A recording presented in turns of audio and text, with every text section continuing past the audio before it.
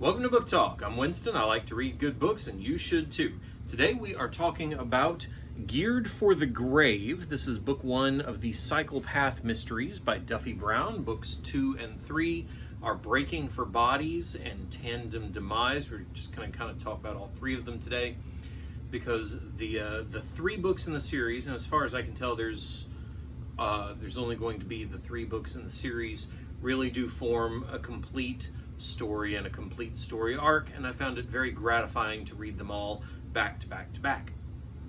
So what is this animal? This is a cozy mystery in the small town tradition with a main character who is discovers that she wants to start over, but is forced into meddling into affairs that are, really she is not qualified in which to meddle in order to keep herself and her friends and her life on the right track.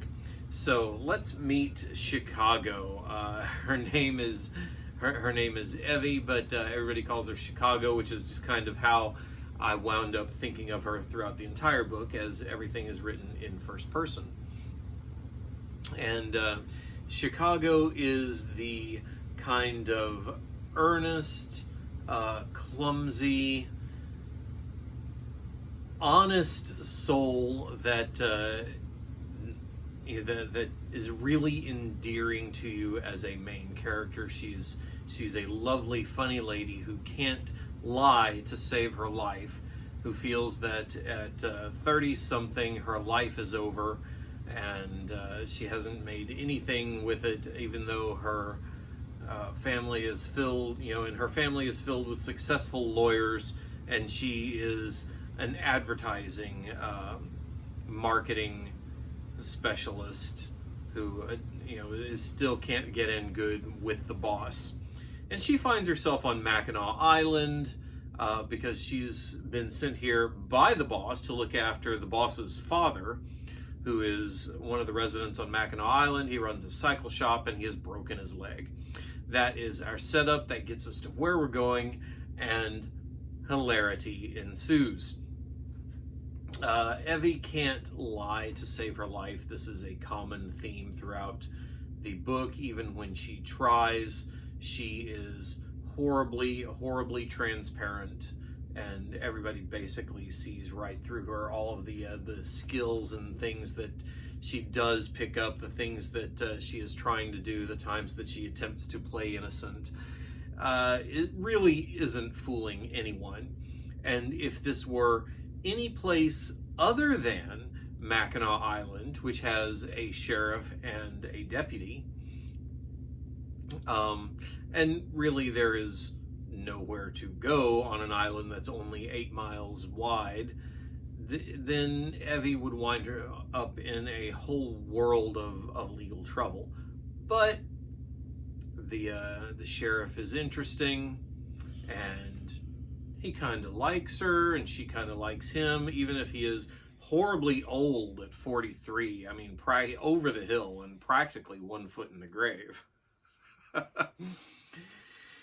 Mackinac Island, goodness gracious. Fudgies come from the mainland for Mackinac Island fudge, which is world famous apparently, and fudgies are what they call the mainlanders, and everything about this little isolated bit of Michigan just screams small town. Everybody knows each other. There's the working class people who run the island, and then the upper class people who basically vacation there, and nary the two shall meet. The thing is, Evie winds up solidly in the working class portion of the island. So when bodies start turning up, because this is these are murder mysteries, there's a cozy murder mysteries.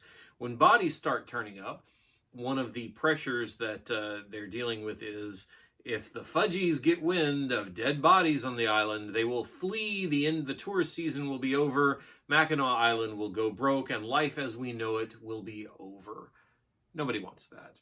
No, we want this town full of quirky, unique and endearing characters to carry on, to make friends with Donna, and to worm their way into our hearts. Make friends with Evie. I was thinking of Irish Donna, who speaks with a heavy Irish brogue and is always keeping her husband's wandering eye in line. Fiona is Evie's BFF, and she runs the local newspaper, which is a gossip rag, and, well, not really a gossip rag. Gossip rag is Fiona's background from LA. But the town newspaper is the kind of the scrapbook for events that are going on. And of course the psychopath, the cycle shop owner, Evie, adopts Evie as his daughter because his real daughter can't be bothered to come in, and Evie loves him. And he falls in love with the fudge shop owner lady next door, who just happens to be the sheriff's mother. And everything is tied together, and when bodies turn up, somebody gets in trouble. Evie tries to intervene. Everybody around tries to help in one way or another, including the mob boss who just got the house up the hill and who has fallen in love with Evie's newly divorced mother. And, oh, hilarity ensues. These books were lovely and charming and entertaining. They struck me right in the funny bone. These are cozy mysteries that I would be perfectly willing to read again, because as is the case with most mysteries of this type, it's not really about who done it or how are we going to get them or what is the big twist clue that that reveals the killer and tells all. Why did the dog not bark in the middle of the night? What is the mystery of the scarlet thread? No. The crux of the matter in these type of books really is when you find out why something was done, then you discover who did it. And sometimes that is indispensable to the people who are meddling. Most of the time, the police will get it done anyway, or the killer will wind up, putting themselves in an awkward position, and they'll have to confess anyway. That's not the point of the story. The point of the story is that Evie can't leave things alone, gets in trouble, and takes us with her on an adventure that we wish we could have, meeting the kind of people we wish lived next door. And it is charming and it is funny. It's very Jessica Fletcher, and I loved these books, especially back to back to back, so much. Great stuff. That is Geared for the Grave is book 1 of the Psychopath Mysteries. Books 2 and 3 are Breaking for Bodies and Tandem Demise. I loved these books, and you will too. So, and of course, your assignment is to go find a good book, read it.